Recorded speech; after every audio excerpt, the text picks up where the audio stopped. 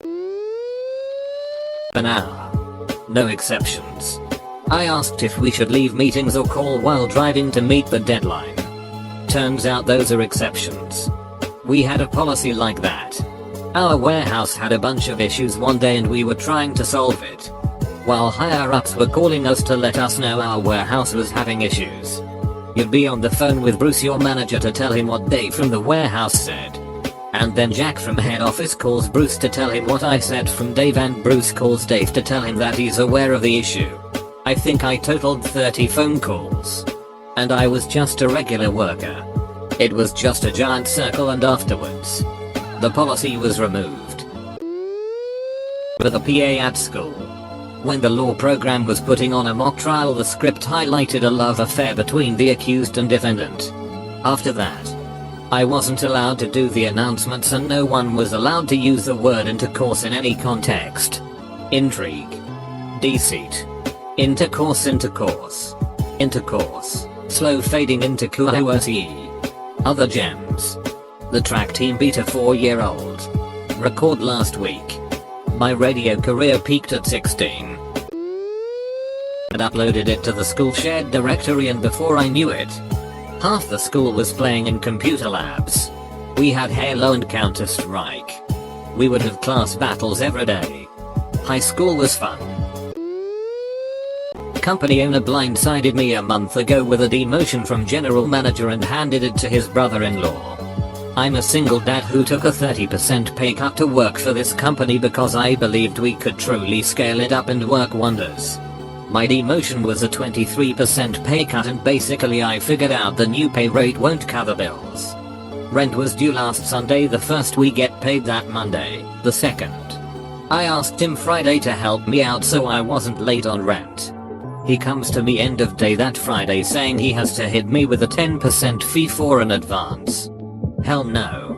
Next company meeting we all had to sign documentation understanding the company won't do any advances. Currently job hunting. The pillars of chemical safety after I was involved in a chemical accident in their labs that landed me in the ER. They still have my clothes from the incident that they show off to freshman chemists. I am still a chemist today and actually lead a laboratory safety group at my graduate university. I guess the incident scared everyone straight. The large university I worked at had to attend a mandatory compliance meeting because I gave a quarter to an athlete who was barely short on getting something from the vending machine. Zero tolerance policies for added benefits to student athletes is overboard in most schools who try to operate legitimately. The uniform. Most Aussie ones do. And so once a term we would have a casuals day for charity.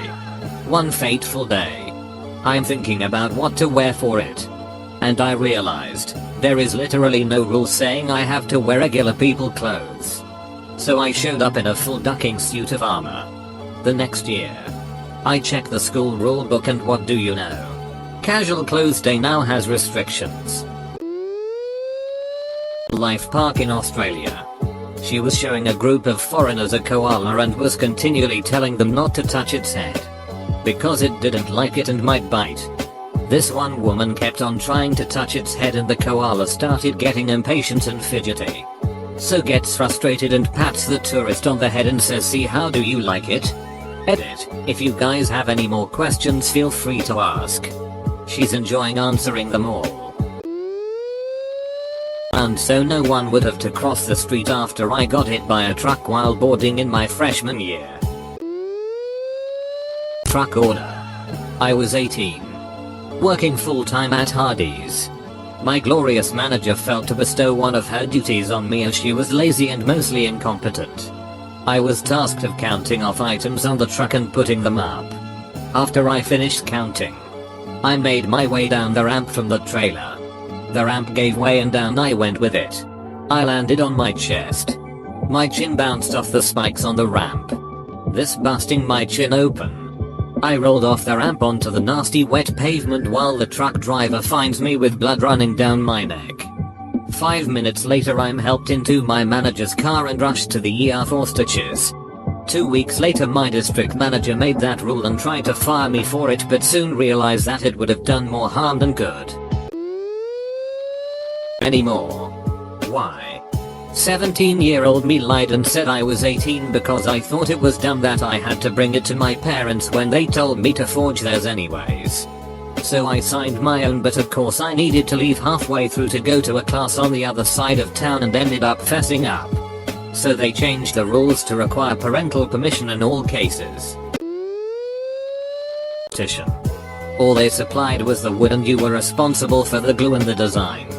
I let it be known that a family friend worked for 3M and anyone interested could get whatever glue they needed from me. Nobody took me up on this offer. Consulted with my father, a mechanical engineer, on the design, and my tiny bridge ended up holding over 200 pounds. I believe second place held maybe 30-40 pounds. Teacher ended up accusing me of cheating and essentially soaking the bridge in superglue or some sheet. I ended up having to share first place with the runner-up. And from that year forward the school provided both wood and glue. Years ago I was working the local amusement park. That year they seemed to like having me work the stand that sold fruit punch and lemonade, trying to think of generic name but not working. Slurpees. Often park guests would request a mixture of the flavors, and then depending on who was working you could end up with half red half white, or it could end up layered like a candy cane. One day I had a decent sized line but nothing too crazy. They asked for a mixed version so I layered it up. Gave them the drink. They paid and off they went. That's when a guy in a suit who had been standing off to the side that I hadn't noticed walked up. Seemed important due to the rest of his posse. Turns out was either seer or vice seer, can't remember as it's been 20-ish years. He asked what I had just given the guest. I explained sometimes we're asked for a mixture. He asked what we called it. I kinda shrugged. Well, sometimes candy cane because of what it looks like, but that's misleading flavor wise, so I typically just say pink lemonade. The group left and I didn't think anything else about it. Then about a week later I'm walking up to the stand to set it up for the day and something seems off. It's different. Then I notice it. There used to be 2 signs hanging in the front to order from, but now there's 3. Fruit punch, pink lemonade and lemonade. Later that summer I gave away a small water cup of the lemonade Slurpee to an employee on their break on a day that was about 100th. Fired for theft at the end of my shift after they had me clean everything. A trip to Washington DC. And was touring the White House. This was just after Kennedy's assassination. So all the tour guides were tense and on edge. Suddenly and out of nowhere, there's a loud bang. And the employees are scared out of their wits until they realize the source, my then very young aunt, who was holding the remains of a balloon that had just popped. The next time her family visited DC, there was a sign posted, "No balloons." We had a guy eat the entire district's bandwidth pirating things with a proxy on the school Wi-Fi. Except during a fire or the like.